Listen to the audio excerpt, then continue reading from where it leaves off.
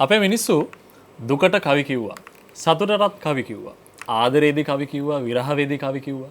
ජීවිතේ දැනෙන හැම හැඟීමකදීම, ජීවිතේ හැම වැදගත් අවස්ථාවකදීම ඕනෑම මොහොතකදී අපේ මිනිස්සු කවි කිව්වා. ඒ නිසාම තමයි අද වෙනකොට අපේ මිනිස්සු පරණ මිනිස්සු ඒ විදිහට කවි කියපු නිසා තමයි අද වෙනකොට අපේ ගීත සාහිත්‍යය මේ අද පවතින විදිහට ලස්සන වෙලා තියෙන්නේ, අලංකාර වෙලා තියෙන්නේ. ඒ නිසා අද පවතින මේ ගීත සාහිත්‍යය සහ ඒත් එක්ක බැඳිච්ච ජනගීය ගැන කතා කරන වැඩසටහන ජීවිතේම ජනගීයක් ජයමග නාලිකාව ඔබට ගෙනත් දෙන වැඩසටහනත් එක්ක තමයි අපි අදත් එකතු වෙලා ඉන්නේ. අද මේ කතාබහේදී අපි සම්බන්ධ කරගත්තා අපිත් එක්ක සම්පත්දායකත්වයෙන් මේ ජීවිතය සහ ජනගීය ගැන කතා කරන්න ශාස්ත්‍රීය වශයෙන් සහ පරිපූර්ණ පරිණත අත්දැකීම් ඔස්සේ කතා කරන්න අපි අද එකතු පහදු කරගත්තා බොහොම සුවිශේෂී කෙනෙක්ව. ඒ තමයි ගම්පහ අධ්‍යාපන කලාපයේ සහකාර අධ්‍යාපන අධ්‍යක්ෂ සුගත් කරුණානායක අපේ ඇදුරුතුමා අපේ ගුරුතුමාව අපි අද සම්බන්ධ කරගත්තා. ඔබතුමාව අපි ආයුබෝවන් කියලා පිළිගන්නවා. ඒත් එක්කම මගේ මිත්‍රයා තාරුක ගුණරත්න ඔබතුමාවත් ආයුබෝවන් කියලා පිළිගන්නවා. අයිවා තාරුක. ඊට පස්සේ ඔන්න අද අපිත් එක්ක එකතු වෙනවා මේ බොහොම ලස්සන ගීත ගායනා කරන්නට අපි කතා කරා ආරාධනා කරා අයාසනා ගුණසේකර. ඇය ඇත්තටම නීතිවේදිනියක් විදිහට වෙන්න ඉගෙන ගන්න කෙනෙක් සහ ඒත් එක්කම තමන්ගේ මේ ව්‍යවසායක ශාස්ත්‍රයේ තමන්ගේ වැඩ කටයුතු කරන ගමන් ඉන්න කෙනෙක් තමයි අයාසනා ගුණසේකර කියලා කියන්නේ. ඔබතුමියත් අපි ආයුබෝවන් කියලා පිළිගන්නවා. අයාසනා කිව්වා එයාගේ නම හරියට කියන්න ආයාසනා නෙමෙයි අයාසනා කියලා කිව්වා. හරියට මොන මම නම කිව්වා. හරියටම මම කිව්වා නේද? අයාසනා. හරි. සුගත් කරුණානායක අපේ ගුරුතුමාවත් ඔබතුමාත් මම අනවරත් පිළිගන්නවා. අපි අද මේ තෝරගෙන තියෙන පළවෙනි ගීතය තමයි මේ ජයසිරිමා හාමුදුරුවනේ කියන ගීතය. මේ ගීතය ඇත්තටම ගායනා කරන්නේ දීපිකා ප්‍රියදර්ශනී මහත්මිය. ඒ වගේම සංගීතවත් කරන්නේ රෝහණ වීරසිංහයන්.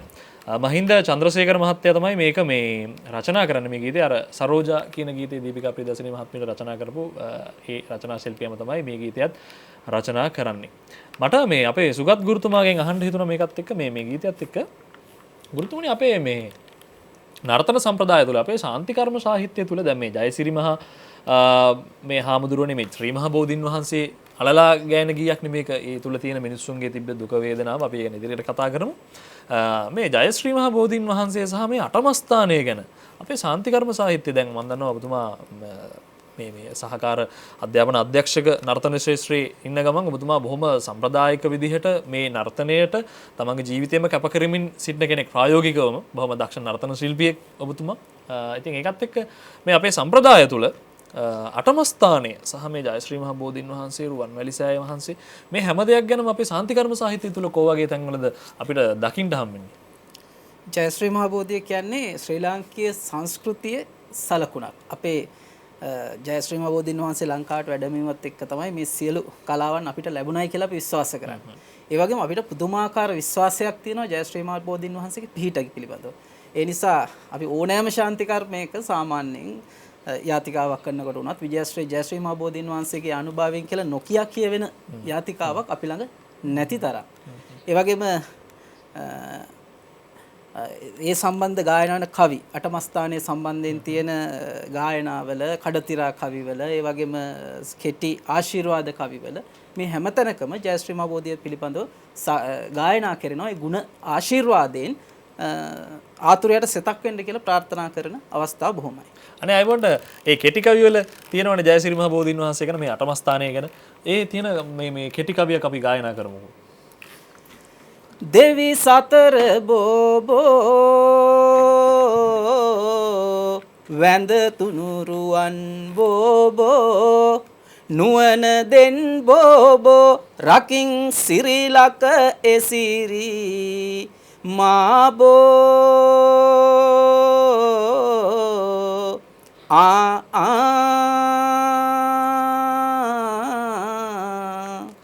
පැහැදිලි. අර කියපු විදිහට ජයශ්‍රී මහා බෝධින් වහන්සේ ලැබීමත් එක්ක තමයි අපිට මේ සියලුම කලාවන් අපිට ලැබුණේ, මේ නර්තන සම්ප්‍රදායන් අපිට ලැබුණේ කියන කාරණේ අපි සාහිත්‍යය තුල ඉගෙන ගන්න කාරණයක්. ඇත්තටම මම මේ ටිකක් මේක ටිකක් රැඩිකල් ප්‍රශ්නයක් මම මෙහන්නේ. ඔබතුමා අවංකවම ඒ තුලම ඉන්න කෙනෙක්ද නැත්නම් ඒ කාරණේ ඇත්තමද සාහිත්‍යය තුල තියෙන දේවල් අතිශෝක්තියෙන් රචනා වුණා කියලා අපිට කියන්න පුළුවන්. ඒක ඇත්තටම එහෙමනේ. ඒකත් එක්ක ඔබතුමා හිතනවද ඇත්තටම ජයශ්‍රී මහ බෝධීන් වහන්සේ මෙහි ලංකාවට වැඩම කිරීමත් එක්කම ඔය කියන සාහිත්‍ය කතන්දරේ ඇත්තක්ද නැත්නම් ඔබතුමාගේ මතය කොහොමද? මම සාමාන්‍යයෙන් ඕනම කෙනෙක්ගෙන් අහන ප්‍රශ්නයක් මේක.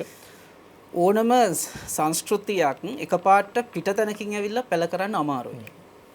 ඉතින් අපි විශ්වාස කරනවා අපි බොහෝ දේට පුරු වෙලා තියෙනවා ඉන්දියාවෙන් ලැබුණාය කියන ආඩම්බරයෙන් කතා කරන්න. අපේ රාජ පරම්පරාව ඉඳලා. හැබැයි ජයශ්‍රී මහ බෝධීන් වහන්සේ ලැබීමත් එක්ක යම්කිසි හුරුවක් අපිට ලැබෙන්න ඇති. නමුත් මෙහි මූලය මම හිතන්නේ යක්ෂ දේව නාග හෙළ ගෝත්‍රිකයන් තුල තිබිච්ච මූලය තමයි ටිකෙන් ටික ඇවිල්ලා අනිත් විදේශීය ආభాෂයනුත් එක්ක වර්තමානයේ මේ තත්ත්වයට පත් වෙන්නේ නැති කියන.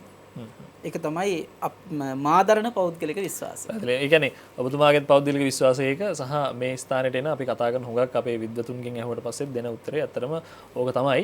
කොහොමවත් සාහිත්‍යය තුළ තියෙන දේවල් අපිට එහෙම තියන්න පුළුවන්. ඒවට අපි අත තියන්න යන්නේ නැහැ. හැබැයි මෙන්න මෙහෙම දේකුත් තියෙනවා. මෙහෙම තර්කයක් අපිට ඉදිරිපත් කරන්න පුළුවන් සාධාරණ තර්කයක්. ඒකත් එක්ක මේ තාරක මේ දැන් අපි අටම ස්ථානය ගැන කතා කරන්නේ මේ ගීතයත් එක්ක.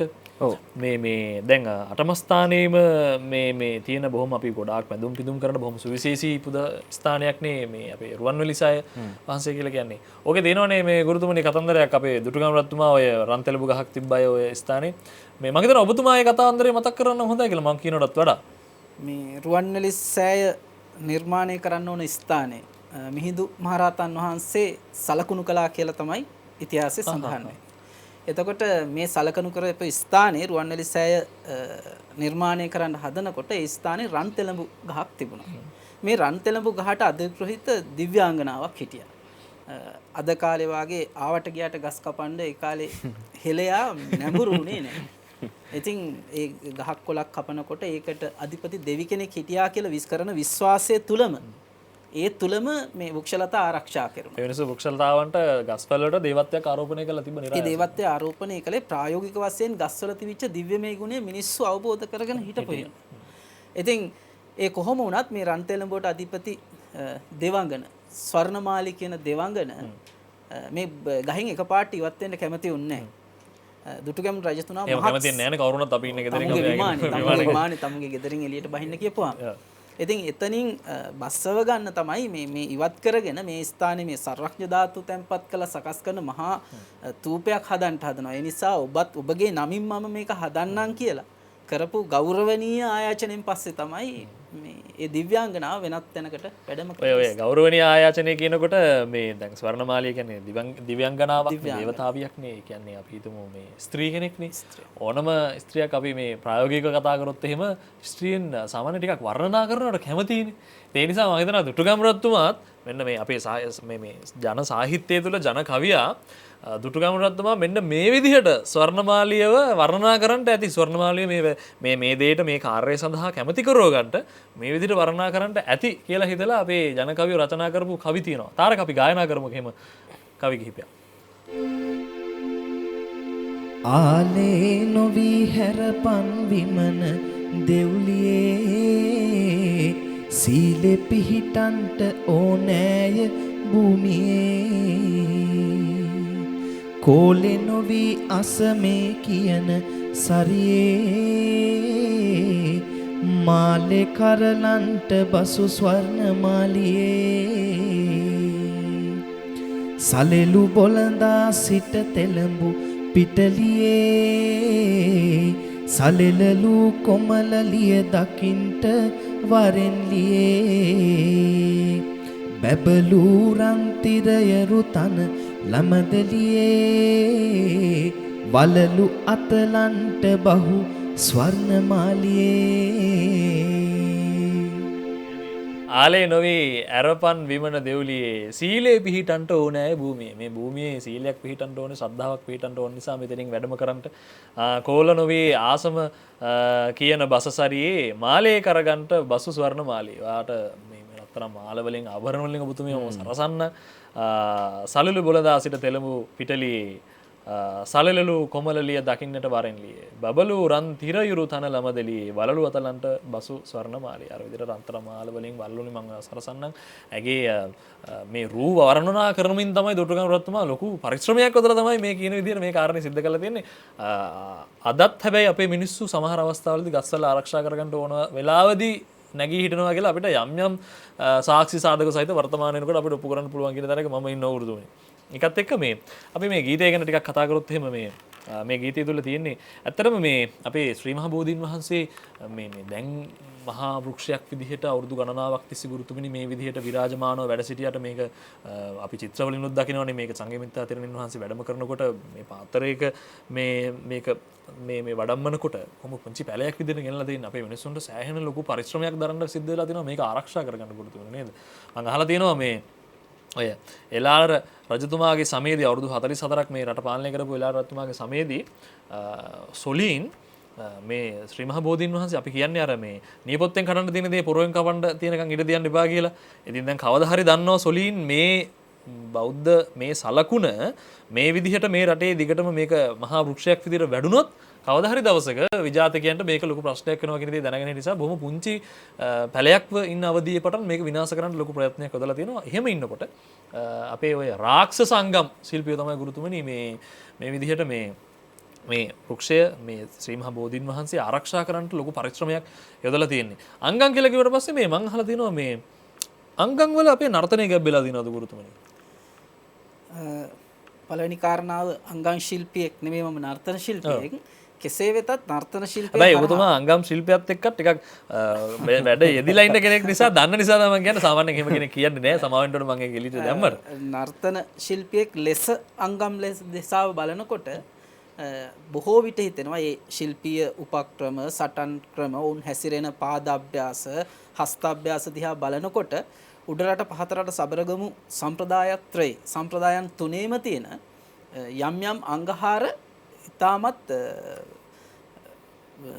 ගැඹුරින් ඒ සංඝහාර ඉතාමත් පැහැදිලිව මේ සම්ප්‍රදාය තුළ අන්තර්ගත වෙනවා කියලා. සමහර විටක හිතෙනවා මේ අංගම්පොරවල යම් දේවල් යම් කාලයක අපි විශ්වාස කරනවා මේ අංගම්පොර පිරිමියාට එකතු වෙලා පුහුණු වෙන්න අවස්ථාවක් නැති කළා විදේශිකයන් විසින්. ඒ වෙලාවේ මේක ආරක්ෂා කර ගැනීමේ අවශ්‍යතාවය තිබුණා. ඒ නිසා නැටුම් සම්ප්‍රදායන් තුළ ඔවුන්ගේ යම් උපක්‍රම සැඟෙව්වාද කියලා හිතන වෙලාවල් තියෙනවා. මම අහලා තියෙනවා මේ අංගම්පොරවල දැන් අපි අර මේ දැන් ඔය කරාටේ ක්‍රීඩාවේ තියෙන ඔය මේ කාතා කියලා අපි කියන්නේ ඒ වගේ අපේ අංගම්පුර ශිල්පිය තුළ තියෙන අඩව් මං හිතන්නේ. එහෙම අපේ නර්තනය තුලත් අඩව් තියෙනවා. අඩව් තියෙනවා. අනිත් එක සමහර මේ අර කරාටේ වල තියෙන කාතා විදිහට තියෙන නැත්නම් ඒ අඩව්වක් නටනකොට අඩව්වක් ඉදිරිපත් කරනකොට බෙර වාදනයත් ඒකට සහයෝග කරගෙන කරන අවස්ථාවන් තියෙනවා. ඉතින් මේක මේවා අංගම් සරඹ ඊළංගම් සරඹ ඊළංගම් මඩුවේ තමයි ඊළංගම් සරඹ පුහුණු. ඔය ඊළංගම් කියන වචනේත් අපේ නර්තන කලාවේ තියෙනවනේ ගුරුතුමනි නේද? ඊළංගම් සරඹ අපි පහතරට මූලික අභ්‍යාස ඊළංගම් සරඹ වෙනවා. අනිත් එක උඩරට නර්තන සම්ප්‍රදාය ගැන කතා කරනකොට ප්‍රධාන රාජ්‍ය ආයතන පහෙන් එකක් මේ ඊළංගම් මේ සරඹ පුහුණු කරන්න නැටුම් ඊළංගම කියලා අපි එකට කිව්වේ. නැටුම් ඊළංගමේ මූලිකව කලේ මේ ඊළංගම් සරඹ පුහුණු කරන එක. ඒතොර ඊළංගම් සරඹ අංගම් සරඹ කිව්වහම මේ දෙක අතරම ඒ තරම් ලොකු දුරස්ත භාවයක් අපි දකින්නේ නැහැ. මේ හැම එකක්ම ශාරීරික වශයෙන් කරන යම් අභ්‍යාස අරමුණු දෙකක්. එකක් රට ආරක්ෂා කර ගැනීම, අනික රටවැසියන් පිනවීම සහ තුනුරුවන් දෙවියන් කෙරෙහි පුද පූජා පැවැත්වීම.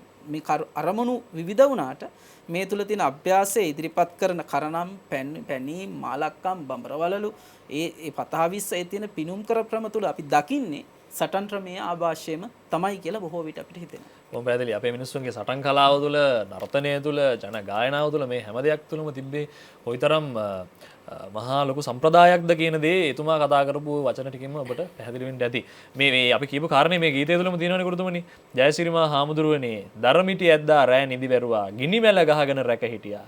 එහෙව් අපට අද එන්න තහංචිත ජයසිරිමා හාමුදුරුවනේ. අපි ගිනි මැල ගහගෙන දරමිටි ඇදගෙන රෑ නිදි වරාගෙන වහන්සේව අපි ආරක්ෂා කරා. හැබැයි අද වෙනකොට අපිට එන්න තහංචිත කියලා අහන්නේ මුගක් වෙලාවට මේ සමාජයේ ටිකක් ප්‍රභූ පැලන්තිය පිරිසට ජයසිරි මහ බෝධීන් වහන්සේ ආසන්නයටම ගිහිල්ලා වැඳගන්න පුළුවන් වෙලා තියෙනකොට යම් දේවල් නිසා සාධාරණීකරණය කරන්න පුළුවන් ඕනම කෙනෙක්ට ආරක්ෂිත කරුණු නිසා කියන කාරණේ උඩ. හැබැයි මේ මිනිස්සුන්ටත් හෘද සාක්ෂියක් තියෙනවා. මේ මිනිස්සුන්ගේ හෘද සාක්ෂිය තමයි මේ ගීතය තුළ තියෙන්නේ.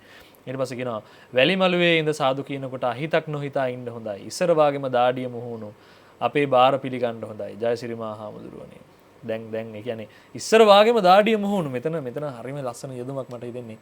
මේ මිනිස්සු දාඩිය මහන්සියෙන් ඒ කාලේ අපේ මිනිස්සු වැඩ කරන මිනිස්සු හිටියේ. අද වාගේ අද වෙනකොට හුඟක් වෙලාවට අපි මිනිස්සෙක් ටිකක් කියන්නේ පල්ලෙහා පන්තිය කියලා අපි සලකන කෙනෙක් අපි දකින්නත් හරි වකලට හරි මේ අකමැත්තක් තියෙනවා මිනිස්සුන්ගේ. නමුත් ඒ හැම කෙනෙක්ම බාරගන්න ජයසිරි මහ බෝධීන් වහන්සේ බාරගන්න කැමති ඇති. හැබැයි එතන ඉන්න අද වෙනකොට සමාජයේ ප්‍රභූ කියන පැලැන්තිය පිරිස ඒදී බාරගන්න කැමතිද කියන ප්‍රශ්න තමයි මම හිතන්නේ මේ අහන්නේ. කොහොමවත් මේ විදිහට අපිට මේ ගීතය ගැන කතා කරන්න පුළුවන් මේ කියන කාරණේ. මම හිතනවා අපි ගීතය අහමු මේ හැම දෙයක් එක්කම. අපි මේ ගීතය ගායනා කරන්නේ දීපිකා ප්‍රියදර්ශනී මහත්මිය, වගේම රෝහණ වීරසිංහන් මේක සංගීතවත් කරා. මහින්ද චන්ද්‍රසේකරයන්, ඒ කියන්නේ අර සරෝජා ගීතයේ දීපිකා ප්‍රියදර්ශනී මහත්මියගේ රචනා කරපු ශිල්පියම තමයි මහින්ද චන්ද්‍රසේකරයන්. අපි අද අයාසනාගේ හඬින් අහමු. අයාසනත් ඇත්තටම දීපිකා ප්‍රියදර්ශනී මහත්මියගේම මේ ශිෂ්‍යාවක් මම හිතන්නේ නේද? ඒ නිසා අය හරිම කැමති වුණා මේ ගීතය ගායනා කරන්න. එහෙනම් අපි අයාසනාගේ හඬින් අහමු ජයසිරි මහ හාමුදුරුවනේ කියන ගීතය.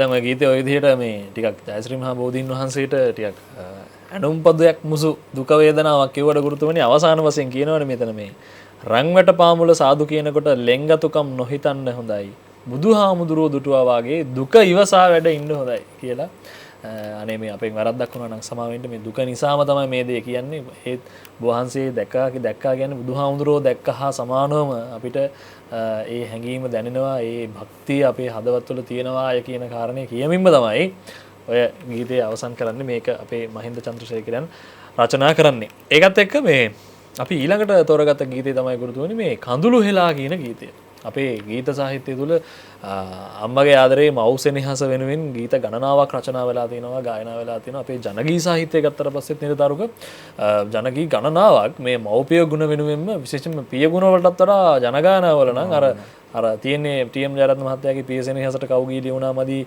කියන කාර්යය ප්‍රත්‍යක්ෂ කරමින් ඇත්තටම අම්මගෙන මං හිතන්නේ ගුරුතුමනි පුදුම තරම් කවි ගණනාවක් රචනා වෙලා තියෙනවා කොහොමවත් ඔබතුමාට මං අහන්න කැමතියි අම්මගෙන තියෙන කියවීම මොකක්ද මාතෘත්වය කියන සංකල්පය අම්මා කියන සංකල්පය අපේ හදවත තුළ බැඳිලා තියෙන විදිහ මෙහෙමයි මේ වචන වලින් විස්තර කරන්න පුළුවන් කියලා කියන්න බෑ. දැන් මම පෞද්ගලිකව ගත්තාම මට අම්මා ඉන්නවා, සුදු අම්මා ඉන්නවා, ලොකු අම්මා ඉන්නවා, ආච්චි අම්මා ඉන්නවා. මම පත්තිනි අම්මගේ පිහිටෙන් වැඩ කරගන්නවා. කායික හරි තරහක් තියෙනවා නම් කාලි අම්මට ගිහිල්ලා කියනවා. මේ අම්මා කියන තැන පොළොව මහීකාන්තාව නැත්තම් මේ අම්මගේ පිහිටෙන් තමයි අපි සියලු දේ ලබා ගන්න. එතකොට මේ අම්මා කියන්නේ යමක් බිහි කරනවා කියන අර්ථයෙන් එහෙම නැත්නම් මේ ලෝකයේ බිහිවීම ස්වභාව ධර්මයේම අම්මා කෙනෙක්. එතකොට මාතෘත්වය කියන්නේ අපේ මාව බිහි කරපු අම්මා කියන තැන ඉඳන් හිතනවට වඩා මහ විශාල පුළුල් වෙච්ච සංකල්පයක්.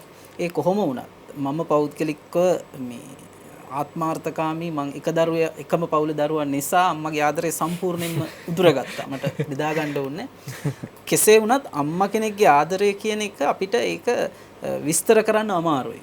ඒකේ බිහි කිරීම, ආරක්ෂා කිරීම, පවත්වා ගැනීම, අනතුරු වලින් වැළැක්වීම ඒක තමුන්ගේ ජීවිතේ පරදුවට තියලා තමුන්ගේ කෑමද, තමුන්ගේ නිින්දද, තමුන්ගේ සැපතද කිසිම දෙයක් මේ තමුන්ගේ කුසෙන් බිහි වෙච්ච දරුවා හැර අනිත් කිසිම දෙයක් වැදගත් කියලා අම්මා කෙනෙක් හිතන්නේ.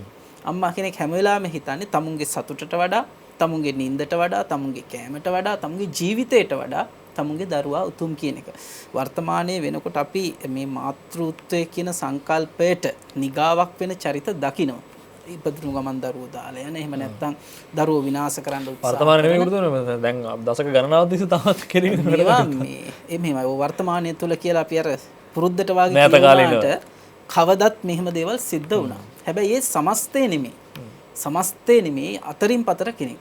ඉතින් ඒ වුණාට සමස්තයක් විදිහට අම්මා කියන සංකල්පය තුල අපි දකින්නේ මහා විශාල කැපවීමක්, මහා විශාල දරා ගැනීමක්. අම්මා කියන්නේ මහ පොළොව වගේ. මහ පොළොවට දරන්න පුළුවන් තරම් මහ පොළොවට ඇත්තටම දරන්න බෑ මේ අපේ අම්මට දරන්න පුළුවන් තියෙන වේදනාව ශක්තිය ඒ දරා ගැනීම මහ පොළොවට නැහැ. ඉතින් ඒක ගැන කතා කරන මම හිතන්නේ අපිට සිංහල භාෂාවේ මේ හෝ වෙනත් භාෂාවක මාතෘත්වය පිළිබඳ කතා කරලා ඉවර කරන්න තරම් වචන නැති වෙවි.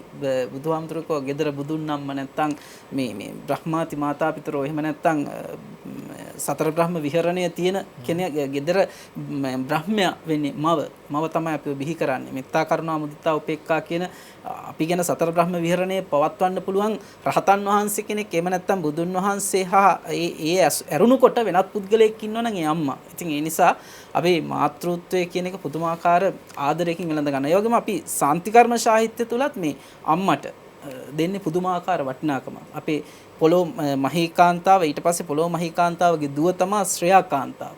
ශ්‍රේයාකාන්තාවට වෙනම හදනවා මල් බුලත් තටුවක්. මේ අපේ සියලු යසයිසුරු දෙන අම්මා. ඒ බිහිවීම. එතකොට එතන දකින්නේ අපි බිහි කරනවා කියන යසයිසුරු බිහි කරනවා කියන්නේ. ඊට පස්සේ මුහුදු මණිමේ කලාව කාන්තාවක්. ඒත් මාතෘත්වය තුල දකින්නේ මුහුදට අධිපති දෙවඟන. අපේ නර්තනයේට ගායනයේට සකල විද කලාවන්ටයි සරස්වති අම්මා. සරස්වති අම්මගේ පිහිටෙන් තමයි මේ සියලු දේවල් කරන්නේ. ඉතින් ඒ වගේම අම්මාගේ ආදරේම වෛරයක් වුණොත් කාලි අම්මත් ඒ තුල ඉන්නවා. ඉතින් ඒ නිසා ඒත් අම්මා කෙනෙක්. ඒත් අම්මා කෙනෙක්. එයා වෛරය නැත්තම් එහෙම නැත්තම් කෙනෙක් නපුරු නරක දේවල් කරනවා නම් ඔහු සමාජයෙන් තුරන් කරන්න ඉන්න දේව සංකල්පය. ඉතින් මම කියන්නේ මේ විශ්වයේ තියෙන සියලුම හැඟීම්, සියලුම භාවයන්, සියලුම ලක්ෂණ එකතු කරලා යම් කිසි දෙයක් හදලා තියෙනවා නම් ඒ තමයි අම්මා. හැබැයි එතුමාට අම්මා පුංචි අම්මා සුදු අම්මා ඒ හැම කෙනෙක් ඉන්න අතරේ වැඩක් යහපත් දෙයක් සිද්ධ කරගන්න අවශ්‍ය වුණොත් එහෙම පත්තිනි අම්මා ඉන්නවා එකට අයහපත් දෙයක් එහෙම නැත්නම් සමාජයේ නරක දෙයක් තුරන් කරලා දාන්න ඕන නම් ඒකටත් කාලි අම්මත් ඉන්නවා කියන කාරණේ අම්මා කියන සාධකයේ ඒ සංකල්පය මෙතුමා කියන දේත් එක්ක මට දැනෙච්ච දෙයක් තමයි මේ සමස්ත විශ්වය තුලම හැම දෙයකටම අපිට අම්මා කියන සංකල්පය එහෙම නැත්නම් ඒ කුලකය ඒ සංකල්පය තමයි මම හිතන්නේ අපිට යොදන්න පුළුවන් අසාධාරණයේ කොහොම වෙතත් හැම දෙයකදීම අපිට යොදා ගන්න පුළුවන්. තාරක මේ ආත්මార్థකාමී ආදරයක් නෙමෙයි තාරකට හම්බෙන්නේ නේද අර කිව්ව විදිහට මේ. ඔව් ඒ කියන්නේ මේ අපේ පවුලේ 3 දෙනෙක් ඉන්නවා. මම තමයි වැඩිමලා. නමුත් එක පැත්තකින් පොඩි ආත්මార్థකාමී ආදරයක් මට ලැබෙනවා දෝ කියලා හිතන අවස්ථාවල් තියෙනවා. මොකද මේ අපේ අම්මා ඒ කියන්නේ මාව හැදුනා කියන්නේ බොහොම අමාරුවෙන්. ඒ කියන්නේ අර අපි කියන්නේ කලින් ළමයි හම්බෙන්න ඉඳලා එහෙම නැති වෙච්ච අවස්ථාවක පස්සේ මෙතුමන් දැන් මේ කිව්වා වගේ ශාන්ති කර්මයක් කළා තමයි මාව හම්බුණා කියලා කියන්නේ මේවා මේ කවුරුත් දන්න දේවල් නෙවෙයි. ඉතින් ඒක නිසා අපේ ගෙදර වැඩිපුරම ආදරේ හම්බෙන්නේ මට. හුරතලෙට හැදිලා ඉන්නවා. එතකොට මට මල්ලි කෙනෙක් සහ නංගි කෙනෙක් ඉන්නවා. ඒ දෙන්න ඉන්නවා වුණත් මම මේ කියන්නේ මේ වැරද්දක් නෙවෙයි. නමුත් අපි දැන් මම එළියකට කොහේ හරි වැඩකට ගියත් වෙන මොකක් හරි වැඩසටහනකට ගියත් කොහේ ගියත් ඉස්සෙල්ලාම කතා කරන්නේ අම්මා. කීයට දෙන්නේ? කොහෙද ඉන්නේ? කී වෙනවද දෙද්දි? ඒ සියලුම දේවල් අහලා තමයි මාත් එක්කම මල්ලි හිටියත් එයාට ගන්න. අර එහෙම දේවල් තියෙනවා. ඉතින් දැන් මෙතුමා කිව්ව දේත් එක්ක මම පොඩි දෙයක් කියන්නම්. අපි අම්මලාව දකින්නේ මම අම්මව දකින්නේ මගේ ගුරුවරයා විදිහට. මොකද මම සින්දු කියන්න පුරුදුනේ. මම විශ්වාස කරන දෙයක් තමයි තාරුකගේ තාරුකට මේ රටක් ලෝකයක් ආදරය කරන හඬ ලැබුණෙත් මගේ ජානවල මගේ. ඉතින් අම්මා තමයි මගේ ජීවිතේ හරිම තීරණය ගත්තේ. මොකද මම මේ ඉගෙන ගන්න කාලෙදි මම කොළඹ එන්න ආසාවක් තිබ්බේ නැහැ. මට කොළඹ එන්න ආසාවක් තිබ්බේ නැහැ. මම නාවලපිටිය තමයි මගේ ගම. එතකොට 2007 වර්ෂෙදී අපේ අම්මා තීරණය කරනවා කොහොම හරි පවුලෙන් කවුරු හරි කොළඹේවලා උගන්නලා මේ හොඳ තැනකට එනවා බලන්න. ඒ වෙනකන් අපේ පවුලේ කිසිම කෙනෙක් කොළඹ ඇවිල්ලත් නැහැ. ඇවිල්ලා ඉන්නේ අම්මා විතරයි. ඒ විශ්වවිද්‍යාලයට යන්න විතරයි. ඊට පස්සේ 2007 දී මාව කොළඹට ආවට පස්සේ තමයි මගේ ජීවිතේ මම ලැබපු සියලුම ජයග්‍රහණ ටර්නින් පොයින්ට් එක හරියටම හරි පටන් ගත්තා. ඉතින් එක තීරණයකින් තමන්ගේ දරුවගේ ජීවිතේ 100,000ක් උඩට උස්සන්න පුළුවන් වගේම එක තීරණයකින් පුළුවන් තමන්ගේ දරුවගේ ජීවිතේම සම්පූර්ණයෙන්ම නැති කරන්න. මොකද අපි පෞද්ගලිකව දකිනවා දැන් සමහර රූපවාහිනී නාලිකාවල් වල මෙහෙම කිව්වට කමක් නැද්ද දන්නේ හිරගෙවල් මේ මෑතකදී වුණා වගේ මේ හිරෙන් පැනලා යනවා ළමයි. ඒත් ඒ අම්මලා ඇවිල්ලා පොලිසියට තමයි බනින්නේ. හොඳ වැදගත් කාරණා මතක් කරගන්න. ඒ කියන්නේ ඒ අම්මගේ ආදරය කියන එක අපිට කියන්න බෑ. මෙයා වැරදි. ඒ නිසා ඔයා ආදරය කරන්න එපා අම්මේ. එහෙම කියන්න බෑ. අම්මගේ ආදරේ සීමා රහිතයි.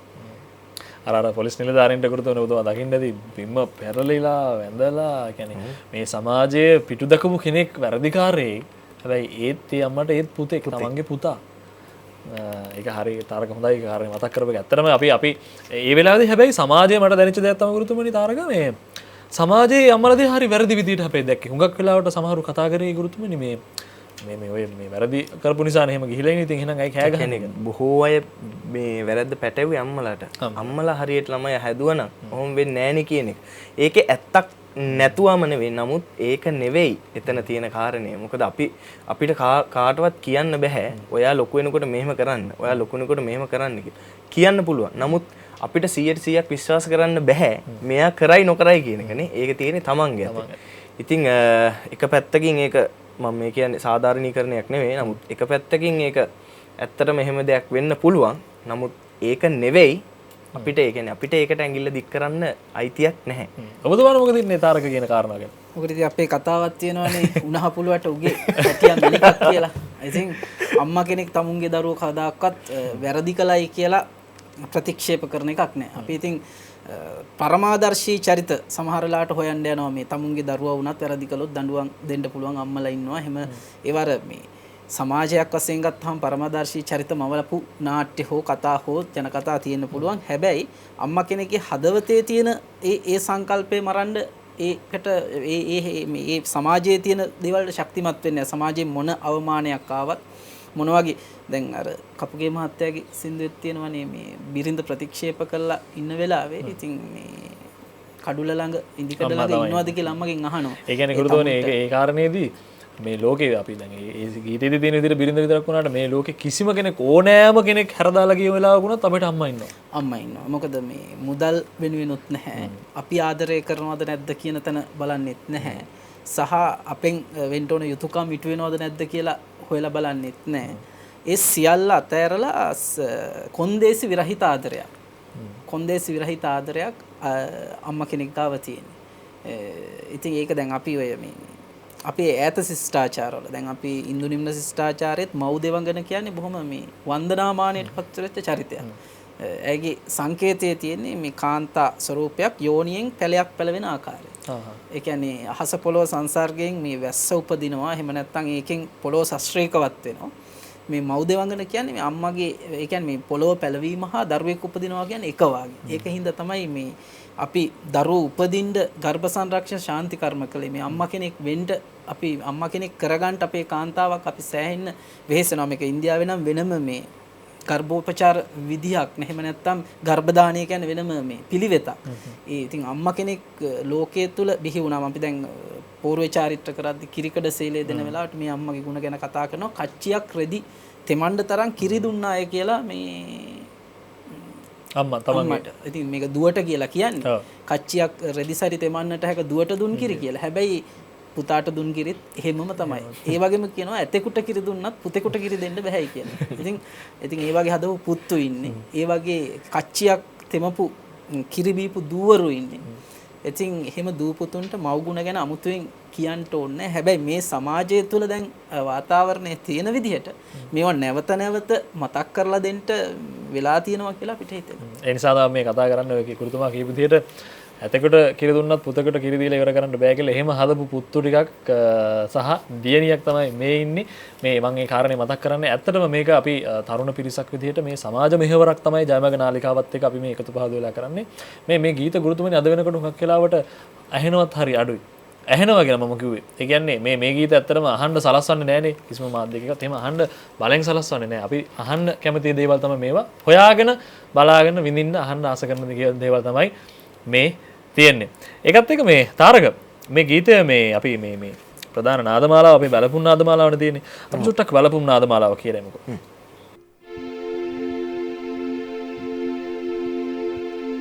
බුදු බව පැතුවෝ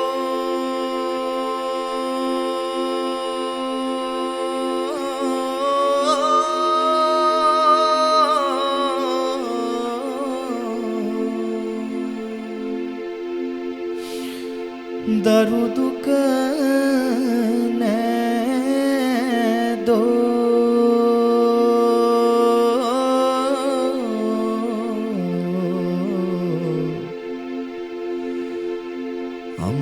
අම්මානම් අප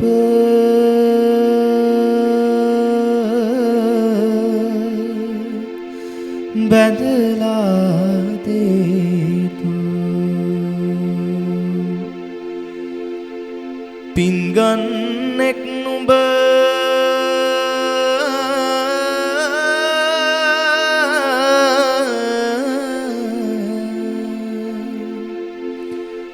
මිසවෙන නෑදෝ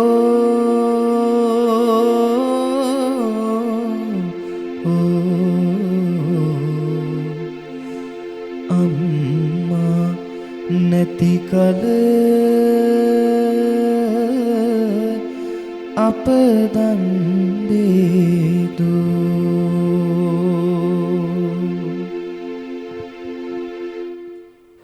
කඳුළු හෙලා නෑබිලියට සහල් කරන අම්මා සුසුම් හෙලා ගිනි දලුගෙන ලිප මොලවන අම්මා වෙල් දෙනි වෙලා ඇවිද ගොසින් වෙරළු ගෙනත් අම්මා ඉනිවැට ළඟ බලා සිටි අප එනතුරු අම්මා අම්මගේ කඳුළු අරගෙන තමයි නෑබිලියට සහල් කරන්නේ ඊට පස්සේ ඇගේ සුසුම් වලින් තමයි අපේ ලිපගිනි මොලවන්නේ අපේ කුස පුරවන්නේ මේ හැමදේම මේ තුලින් සංකේතවත් කරන අපේ මුළු ජීවිතේම සරි කරන්නේ ඇගේ සුසුම් වලින් ඇගේ කඳුළු වලින් වෙල් දෙනි වල ඇවිද ගොසින් වෙරළු ගෙනත් අම්මා මෙතන කියන්නේ වෙල් දෙනි වල ඇවිද ගිහිල්ලා වෙරළු විතරක් ගෙනත් දෙන අම්මලා මේ අද වෙනකොට අපි දන්නවා මේ සමාජ ගුරුතුමනි ඉස්සර නම් අපේ ගංගොඩේ අම්මලා ගුරුතුමනි රක්ෂාවක් කරන්න අවශ්‍යතාවයක් වුණේ නැහැ හැබැයි අද අම්මලාට රක්ෂාවක් කරන්න සිද්ධ වෙලා තියෙනවා සහ තමන්ගේ දරුවන්ගෙන් තමන්ගේ දරුවන් නිසාම ඈත් වෙන්න වෙලා දෙන හොඟක් වෙලාවට මොකද මම එහෙම කියන්නේ අද වෙනකොට තමන්ගේ දරුවව හැරදාලා මේ රටෙන් එළියට ගිහිල්ලා දුක් විඳින අම්මලා ගණනාවක් ඉන්නවා. ඒ හැම අම්මා කෙනෙක්ගේම ගැනම තමයි ඔය වෙරළු ගෙනත් දෙන අම්මලා ගැන කියන්න මට හිතෙන්නේ මෙතනදී. ඊට පස්සේ මව් කිරි බින්දෙන් බින්ද දෙතොලට පොවාලා, පෙව් කිරි බින්දෙන් බින්ද ලෝකය නිවාලා,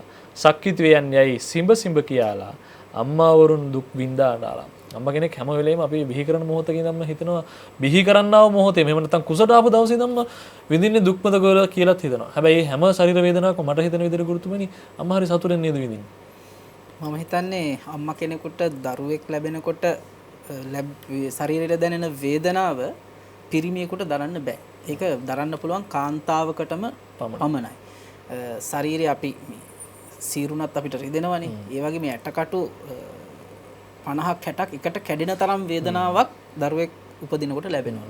ඒ වගේම දරුවෙක් ලැබෙන්න ඉන්නකොට අම්මා කෙනෙක් කවදාකවත් මේ දැන් අසනීපයකටවත් උණු වතුර ටිකක් බොන්නේ තමුන්ගේ දරුවගේ කොණ්ඩේ නැති වෙයි කියලා. ඒවා අපේ වෙච්ච විශ්වාස. ඉතින් ඒ අසනීපේ දරා ගන්නවා. ලෙඩකට බේතක් බොන්නේ අර කලලයට හානියක් වෙයි කියලා. පන්සලකට ගිහිල්ලා තුනුරුවන් වඳින හැම මොහොතකම මතක් වෙන්නේ තමුන්ගේ අතට එන දරුවා පිළිබඳව. ඒ වගේම දේවාලයකට හැම මොහොතකම හිතෙන්නේ තමුන්ට නිරුපද්‍රිත දරුවපතක් සිද්ධ වෙන්න කියලා. මේ සියල්ල ප්‍රාර්ථනා කරගෙන දරුවෙක් ඉපදුනහම අර වේදනාව අම්මට දැනෙන්නේ නැතුව යනවා. ඒ වෙනුවට ශරීරයේ තියෙන සියලු රුධිරය කිරි බවට පත් වෙනවා දරුවට තියෙන ආදරය නිසාම. ඒක ඉතින් වෛද්‍ය විද්‍යාත්මකව මේ ජෛව ක්‍රියාවලියක් කියලා තර්ක කරන්න පුළුවන්. හැබැයි මේ ආදරෙත් එක්ක නෙමෙයි නම් මේ වේදනාව දරාගෙන අම්මට එවලේ දරුවට කිරි දෙන්න බැරුව යනවා. ඒ ආදරේ තමයි අර වේදනාව දුරු කරලා දරුවට කිරි දෙන්න තරම් අම්මා කෙනෙක්ගේ මේ මානසික ශක්තිය ගොඩනගන්න. ඉතින් ඒ ශක්තිය තමයි දරුවත් එක්ක ජීවිත කාලය පුරාවටම පවතින්නේ. මේ අම්මගෙන් බීපු කිරිවල හයිය තමයි තීරණ ගන්නට අනාගත ශක්තියක් වෙන්නේ. ඒ පෞරුෂය ගොඩ නැගෙන්නේ. ඒ මවකකින් හරියට සෙනෙහස ලැබිච්ච දරුවෙක් කවදාවත් ආයේ මේ පරිසරය තුළ කාන්තාවකට අගතියක් අකටයුත්තක් කරන්නේ මව්ගුණය අඳුනාගත්තා නම්. එහෙම මව්ගුණය අඳුනා නොගත් අය තමයි අර මේ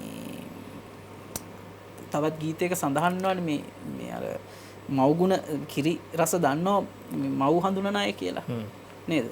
ඒ සියලු දේ හඳුනාගත්ත මහ පොළවේ අඩිය ගහලා ඉන්න මිනිස්සු බිහි වෙන්නේ ඒ මවකගේ තියෙන ප්‍රාර්ථනය සහ ශක්තිය නිසා කැපවීම නිසා කියලා තමයි අපිට පැහැදිලි වෙන්නේ. මම පැහැදිලි.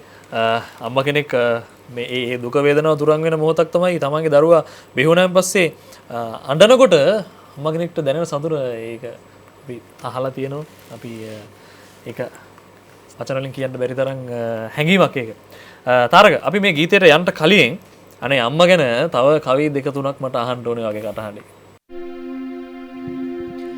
සිය පිරිවර රට තොට හැම වස්තුව හැර නිම්මා එද ලොබ හැර ඔබ සමගින් තපසට ආවෙම්මා තරු පිරිවර පුන්සඳමින් වනමැද උන්නෙම්මා වෙසතුරු පිය රජුනි ඔබට බාරයි අපේ අම්මා සැට දහසක් රජුන් මැදේ ඉපිද සොඳේ අම්මා රට දහසක් සක්වල බැලුවත් නොදීටිමි අම්මා කට දහසක් ඇති කීවත් නුඹේ ගුණ නැත නිම්මා මට දහසක් ගෞහිමයේ ගියදෝ අපේ අම්මා. ගායනා කරපු ගීතය අපේ විස්සන්තර ජාතකයේන මේ ගායනාව කවියක් සිය පිරිවර රටතොට හැම වස්තුව නිම්මා මේ විස්සන්තර රත්තුමා හැම දෙයක්ම වස්තුව හැරදාලා යනකොට ඒත් මේ දරුවන්ගේ අම්මා විස්සන්තර රත්තුමා ගෙදන්දී පිරිදක් විදිහට ඇයගේ යුතුකම කරනවා සහ අම්මා කෙනෙක් විදිහට ඇය දරුවන්ට ආරක්ෂාව ලබා දෙනවා. ඒ කාරණේ තමයි තාරක මුලින්ම කියපු ගායනාවේදී තියෙන්නේ. ඊට පස්සේ කියන කවියේදී මේ 60000ක් රජුන් මැදේ ඉපිද සොඳේ අම්මා රට දහසක් සක්වල බැලුවත් නොදිටිමි අම්මා. මේ රජවරු 60000ක් රජවරු ගණනාවක් මැද්දේ හිටියත් මට මගේ අම්මා තරම් වටින කෙනෙක් තවත් නැහැ. මේ රටවල් දහසක ගියත් මේ සක්වල පුරා පීරුවත් මට අම්මා කෙනෙක් වගේ මගේ අම්මා තරම් මට දැනෙන කෙනෙක් මම ආදරය කරන කෙනෙක් මට හම්බෙලා නැහැ. කට දහසක් ඇති කිව්වත් නුඹ ගුණ නැත නිම්මා. මේ කටවල් 1000කින් කිව්වත් ඔයා ගැන ගුණ වර්ණනා කරත් අම්මගේ ගුණ වර්ණනා කරලා ඉවරයක් කරන්න බෑ. මට දහසක් ගව් හිමේ ගියදෝ අපේ අම්මා. එතන කියන්නේ හුඟක් වෙලාවට මේ කියවෙන විදිහට ගොදුරුමේ මෙතෙන්දි මේ අම්මා නැති වෙච්ච කෙනෙක් ගැන තමයි මට හිතෙන්නේ. කියන්නේ අපේ අම්මා කොච්චර අපිව හැරදාලා වට දහසක් ගව් හිමේ ගියාද අපේ අම්මා ගොඩාක් දුර අපිව හැරදාලා ගියාද කියන කාරණේ හුඟක් වෙලාවට අම්මා කෙනෙක් නැති වුණාට පස්සේ තමයි හුඟක් වෙලාවට අපි මේ කියන දේවල් වලටත් වඩා හුඟක් වෙලාවට කෙනෙක්ට අම්මා කවුද කියන එක දැනෙන්නේ. අපි ගීතයට යමු.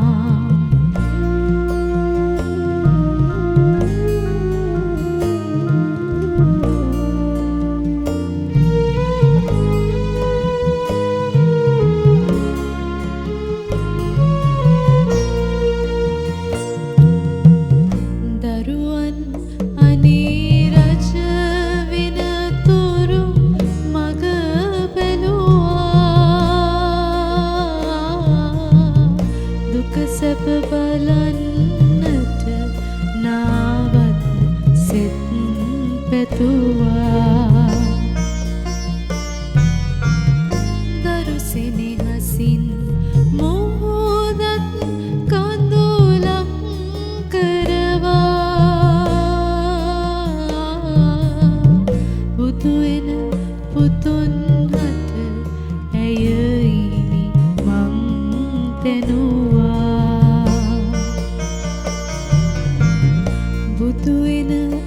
පුතුන් හට ඇයයිනි මං තැනුවා බුදුවෙන පුතුන් හට ඇයයිනි මං තැනුවා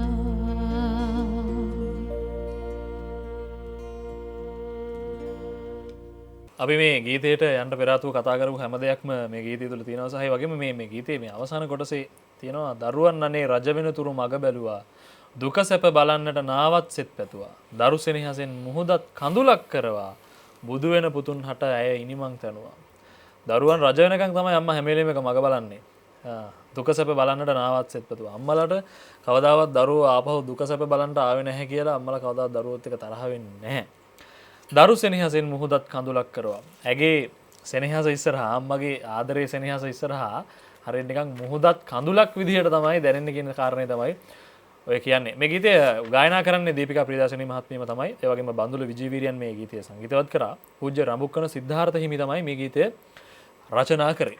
කොහොමවත් අපි ඊළඟට අහන්න විඳින්න සූදානම් වෙන ගීතය තමයි රෑ හඳේ කියන ගීතය. මේ ගීතය WD අමරදේව පණ්ඩිත අමරදේයන් සහ නිරංජලා සරෝජනී මහත්මිය තමයි මේක ගායනා කරන්නේ. ප්‍රේමසිරි කේමදාසයන්ගේ මුල් කාලීන සංගීත නිර්මාණයක් මම හිතන්නේ මේ ගීතය. ඒ වගේම මේ අජන්තා රණසිංහයන් තමයි මේ ගීතය රචනා කරන්නේ බොහොම දක්ෂ ගීත රචනා ශිල්පියෙක් අපිට හිටපු.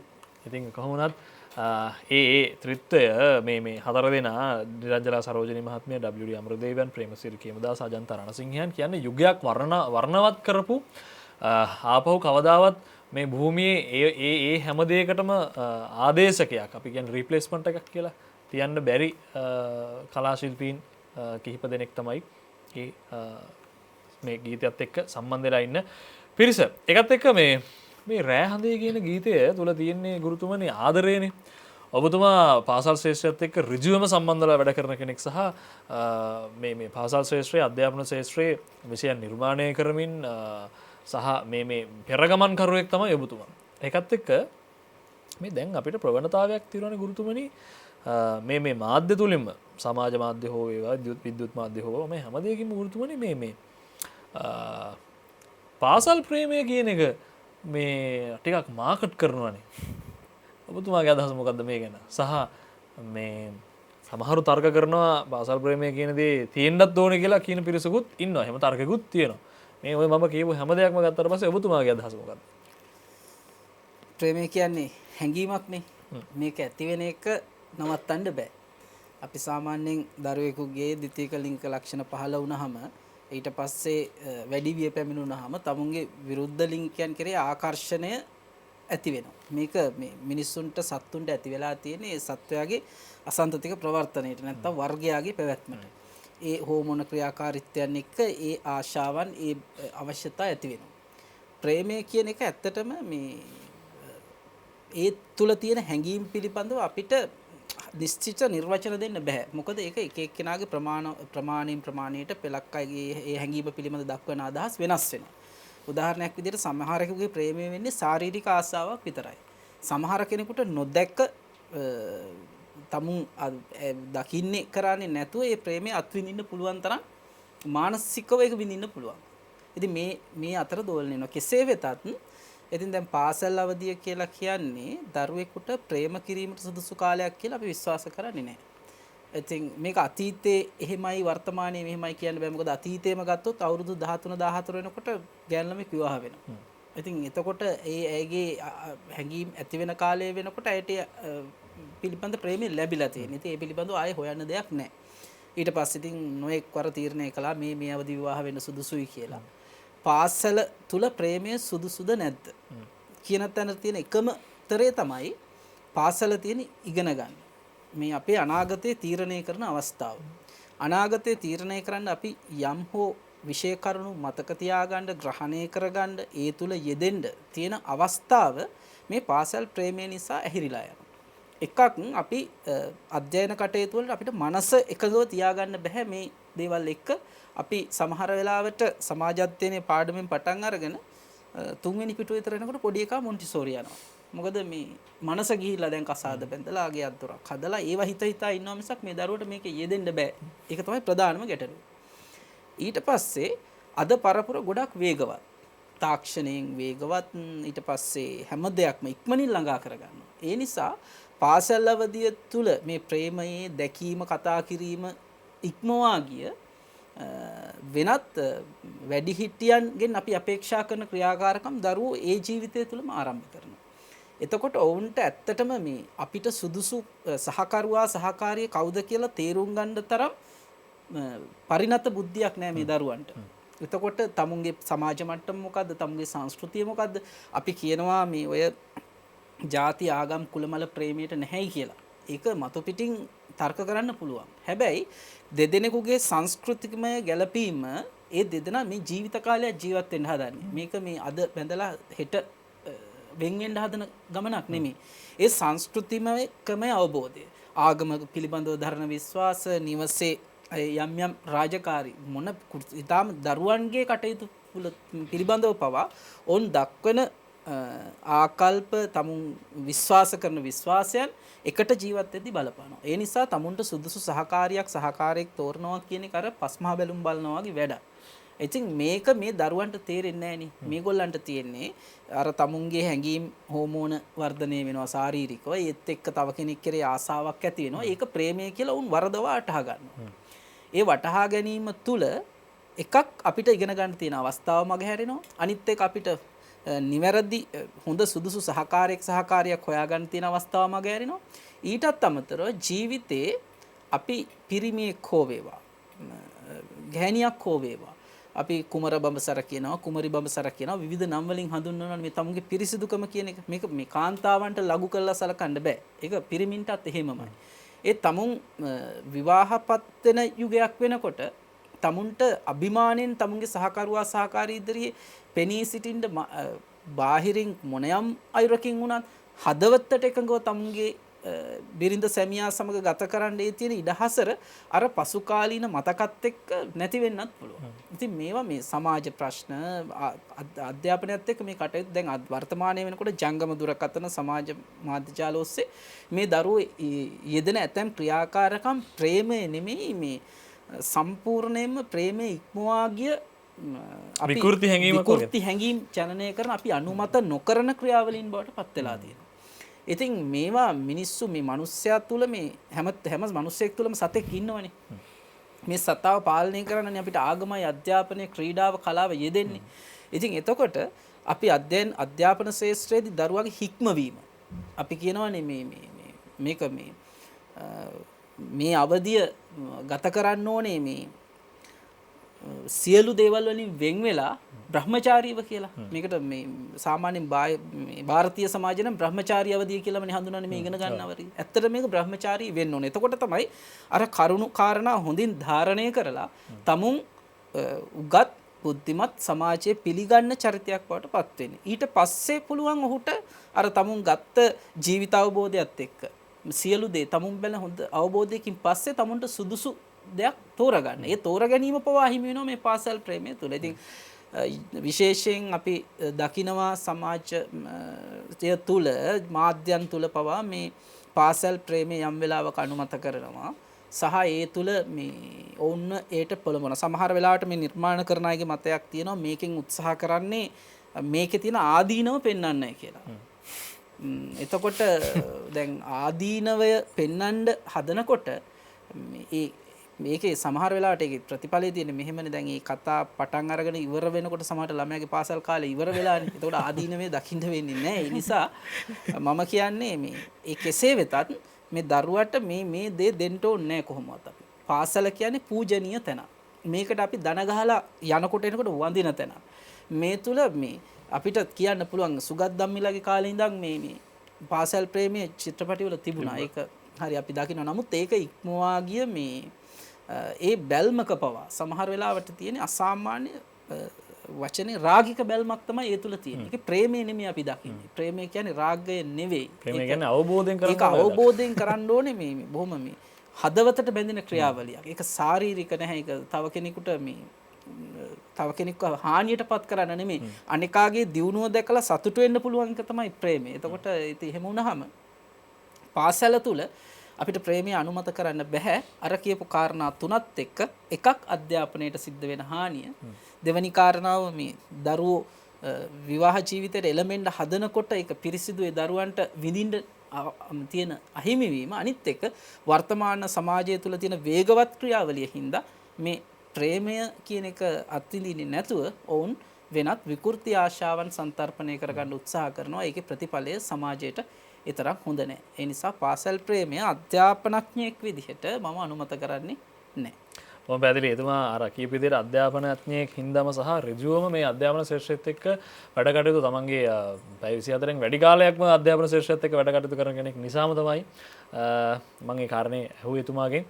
හොඳ පිළිතුරක් අපිට ලැබුණා. හොඳ තර්කානුකූල පිළිතුරක් සහ අපිට ඒක සාධාරණීකරණය කරන්න අසාධාරණීකරණය කරන්න කොහෙත්ම ඉඩක් තියන්නේ නැතුව එතුමා හරි විදිහටම 100%ක් පිරිසිදු තර්කයක් ඉදිරිපත් කරා සහ පිළිතුරක් ඉදිරිපත් කරා කරුණු සාධක සහිතව. ඒ පාසල් ප්‍රේමය වෙන තාරක හැබැයි යෞවනයන්ට ආදරය කරන්න අවසර තියෙනවනේ ගුරුතුමනි නේද?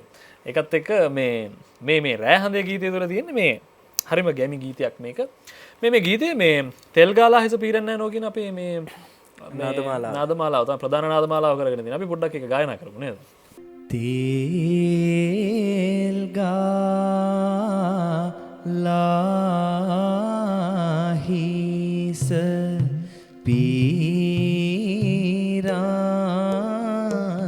පීරන්නේ නෝ ඇට වැල ආරගෙන බැඳ ගන්නේ නෝ. ඔන්න කතා ප්‍රධාන නාදමාලාව මේකේ මේ ගීතේ මේ ආදරය ගැන කතා කරනකොට මට දැනෙච්ච දෙයක් තමයි මොකක් කළාට දැන් අපි මේ පහුගිය දවසේ ගුරුතුමනි මේ වැලන්ටයින් දවස ආදරණීයන්ගේ දවස සැමරුවනේ. ඇත්තටම වැලන්ටයින් දවස කුමන කරුණක් හින්දාද මේ සිද්ධ කරන්නේ කියන දේ දන්නවනම් ඒක මහා ලොකු ජයට සමරන්නේ නැහැ කවුරුත්. ඇත්තටම වැලන්ටයින් සාමරයා කියන්නේ කවුද? මොකක්ද එතුමාට සිද්ධ වෙච්ච කයින කාරණේ කියන දේ දන්නවා නම් අපි ඉතිරි වැඩසටහනකදී මතක් කරන්නම්. ඒක තවත් මම මතක් කරන්නම්. දන්න අයටදී නොදන්න අයටත් එක්ක මම මතක් කරන්නම්. මේ අපි මේ ගීතේට යන්න කලින් දැන් අපේ මේ තාරකයි ඒ වගේම මේ අයාසනානේ ඔන්න නැත්තම් ඔන්න මට ආයාසනා කියලා කියන දේ කැමති නැහැ කියනකොට. ඒ නිසා ඔය දෙන්නව ඉන්න නිසා මේ අපේ ගැමියා කොහොමද ආදරය කරේ මේ අපිට මේ කවිපන්තියක් හම්බුණා නේද තාරක මේ පෙම්වතිය සහ පෙම්වතයි මම නැත්තම් විවාහපත් වෙන්න බලාපොරොත්තුෙන් ඉන්න දෙපළ කොහොමද ආදර සංවාදයක් කරේ කියන දේ පිළිබඳව අපිට කවිපන්තියක් හම්බුණා. අපේ ගැමියා මේ වගේ කවි ගණනාවක් තියෙනවා. ඒ අතරින් අපි කීපයක් ගායනා කරමු. ආයාසනා සහ අපේ තාරක දෙන්නත් ඉන්න නිසා. කොතන අප්පු බෙදාහින කොටන්නේ කරඳ හෙලේ මැද බල්ලම කොටන්නේ මුල් පිටුවට කොතනින් ඔබ ගෙනෙන්නේ කොක්න හරේ ගම ගෙදරින් ගෙනෙන්නේ මුනා මෙදාහිනේ ඔබ හදන්නේ ඉරිඟු කුරක්කන් හෙමනේ හදන්නේ මොන මාසේ ඇල්ලෙහිනේ ඉන්නේ ඉල් මහටයි ඇල්වී බිම ඉහින්නේ කොතන අපු මෙදාහෙන කොටන්නේ කරඳ හෙලේ මැද පල්ලම කොටන්නේ මුල් බිජුවට කොතනින් ඔබ ගෙනෙන්නේ කොක්න හරේ ගම ගෙදරින් ගෙනෙන්නේ. මේ පෙම්වතිය අහනවා අපු මහත්තයෝ අපුහාමි මේ පාර හේන කොටන්නේ කොහෙද? ඊට පස්සේ අපුහාමිකෝ මේ උත්තර දෙනවා කරඳ හෙලේ මැද පල්ලම කොටන්නේ මේ හේන කරන ඉසව්ව කියනවා. ඊට පස්සේ මුල් බිජුවට මේ කියන්නේ බිත්තර වී එහෙම නැත්නම් මෙතන කියන්නේ මේ වපුරන බීජ ගේන්නේ කොහෙන්ද? එතකොට කියනවා කොක්නහරේ ගම ගෙදරින් ගෙනෙන්නේ. මුනා මෙදා හේනේ උඹ හදන්නේ ඉරිඟු කුරක්කන් හෙමනේ හදන්නේ.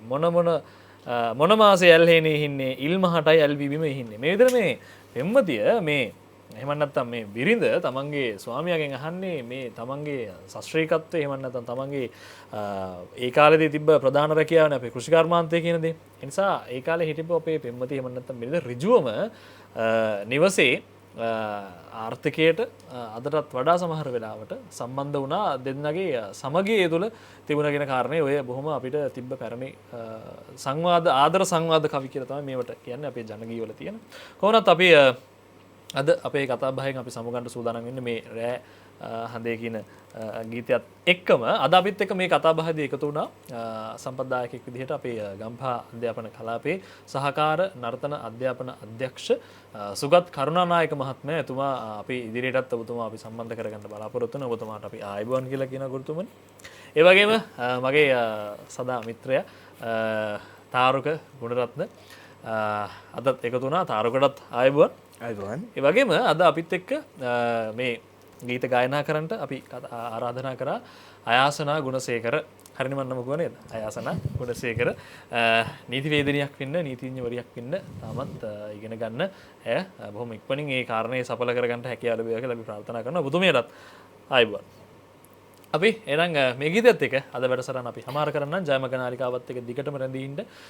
ඔබ දන්නවා ජයමග නාලිකාව හැම වෙලාවකදීම මේ විදිහට අපි කවුද ශ්‍රීංහලයා කියන්නේ කවුද ශ්‍රී ලාංකික රට කොයිතරම් ආඩම්බර ජාතියක්ද කියන කාරණේ ඔබට ඒත්තු ගන්වමින්ම තමයි හැම වෙලාවකම අපි නිර්මාණය කරන වැඩසටහන් ඔබට ලබා දෙන්නේ. ඒ නිසා දිගටම රැඳී හිටින්න. ඔබ කවුද ශ්‍රී ලාංකික ඔබ කොයිතරම් ආඩම්බරකාර ජාතියක්ද කියන වග දැනගන්න නම් ඔබ අනිවාර්යයෙන්ම දිගටම ජයමග නාලිකාවත් එක්ක රැඳී සිටිය යුතුමයි. මම මතක් කරන්නම් මගේ වාද්‍ය වෘන්දය වයලින් වාදනයෙන් අපිත් එක්ක දිල්ෂාන් මයිලිත සහෝදරයා. ඒ වගේම බටනලා වාදනයෙන් උපමාල් චතුරාංග, බේස් ගිටාර් වාදනයෙන් රස්මිත සුමියුරු, ඒ වගේම කීබෝඩ් වාදනයෙන් උදාර සමරතුංග සහ රිදම් ගිටාර් වාදනයෙන් හර්ෂණ ජයසුන්දර මගේ මිතුරු කැල අද එකතු පහදුනා. අපි සමුගන්නම්. දිගටම රැඳී සිටින්න ජයමග නාලිකාවත් එක්ක අර මම කියපු කාරණේ සඵල කරගන්න පුළුවන් අනිවාර්යයෙන්ම මේ ගීතයත් එක්ක අපි සමවරගෙන එන්න.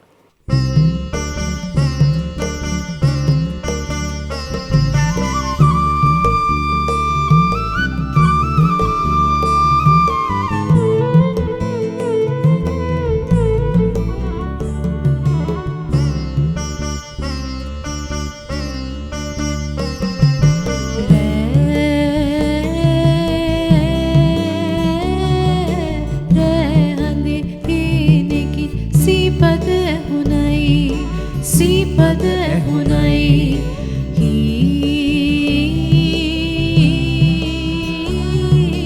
හීනකින් ඒ හඬට මගේ හිත බැඳුණයි මගේ හිත බැඳුණයි.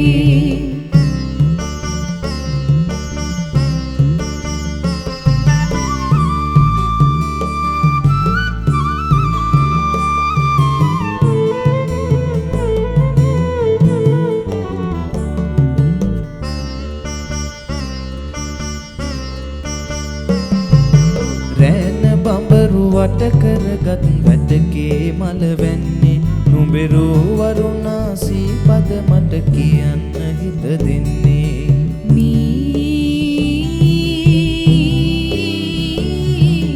මීරකින් කීවොතින් ගී කවි සින්දු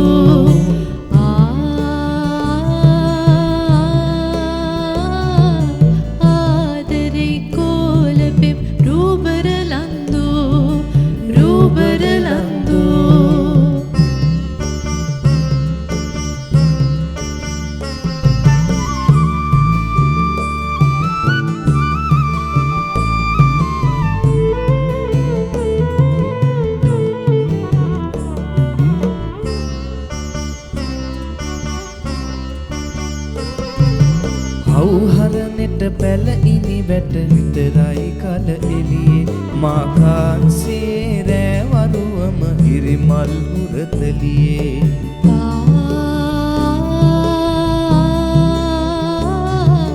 පාලුයි රෑතවල් කිමද තෙවෙන්නේ